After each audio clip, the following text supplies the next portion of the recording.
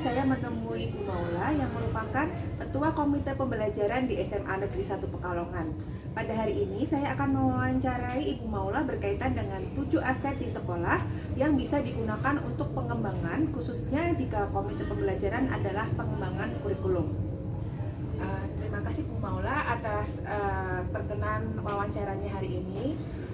Dalam pengembangan mulai dari perencanaan, pelaksanaan sampai refleksi, biasanya aset-aset apa saja yang digunakan untuk mengembangkan sekolah.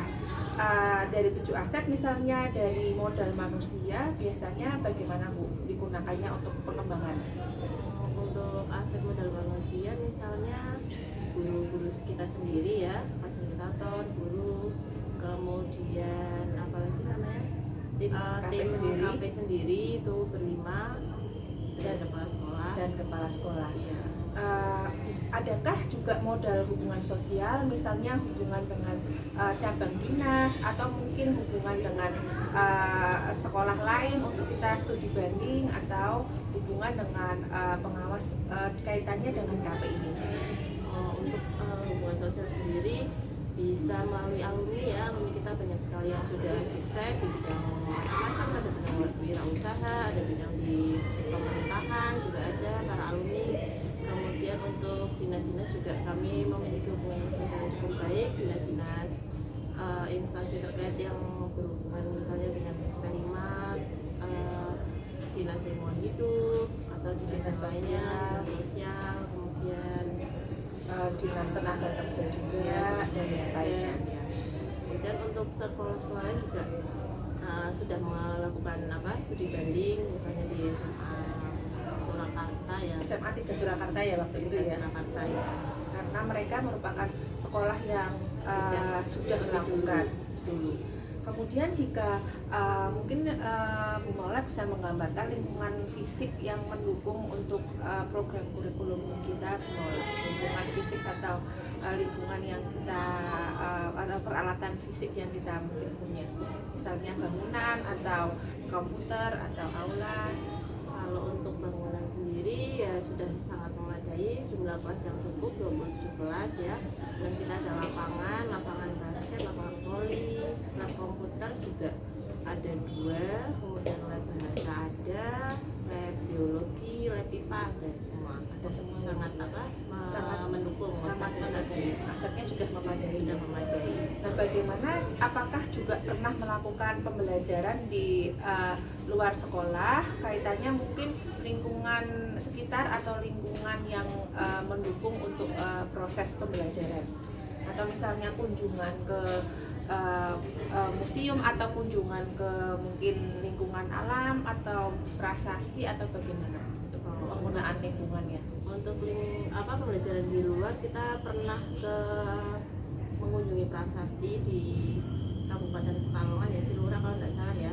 Kemudian untuk pelajaran PKN juga pernah ke pengadilan negeri menyaksikan sidang, kemudian juga pernah ke museum-museum batik tentunya untuk pembelajaran P5 ataupun PKWU. Matematika juga kemarin saya lihat pengukuran tiang bendera atau sungai juga pernah ya Bu ya? Iya, tapi ini masih di dalam sekolah, cuman di luar kelas. Di luar kelas ya, lingkungan sekitar ya. Ya. Sepertinya berarti dari SMA 1 sudah memanfaatkan secara maksimal lingkungan di sekitar maupun di dalam, di luar maupun lingkungan alam yang ada di sekitar Pekalongan dan Kabupaten Pekalongan.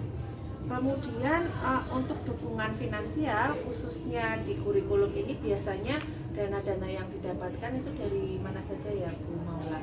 Apakah BOS atau BOP atau iuran? Tahu saya yang saya mengetahui kalau dana-dana dari sekolah itu ada dari BOS dan BOP, kemudian untuk kurikulum kita dari BOS ya. BOS juga ya. Kalau tidak menarik iuran intinya ya kita ya, karena tidak ada iuran, tidak ada SPP maupun non.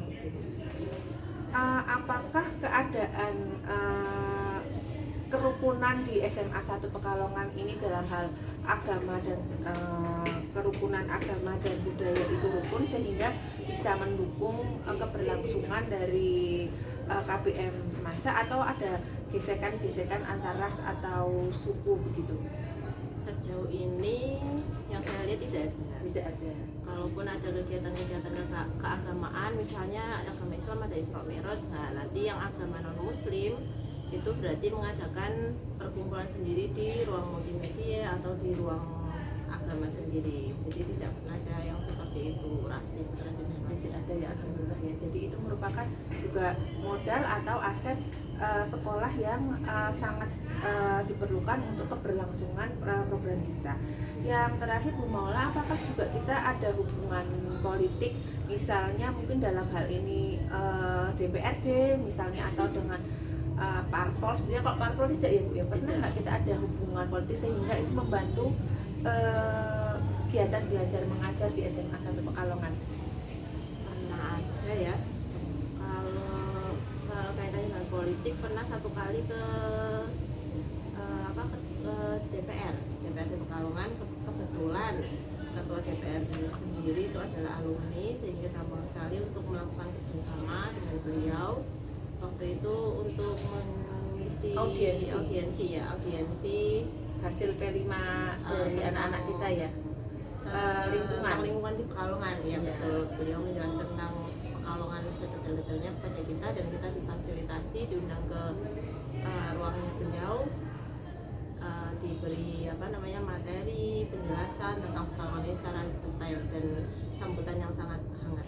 Ini hubungan itu. Jadi dengan demikian kita menyimpulkan bahwa 7 aset yang secara teori dalam pembelajaran guru penggerak ini sudah dimaksimalkan oleh SMA 1 Pekalongan guna mendukung kegiatan belajar mengajar di SMA kami. Demikian analisis kami setelah mewawancarai Ibu Nikmatul Maula selaku Ketua Komite Pembelajaran. Terima kasih.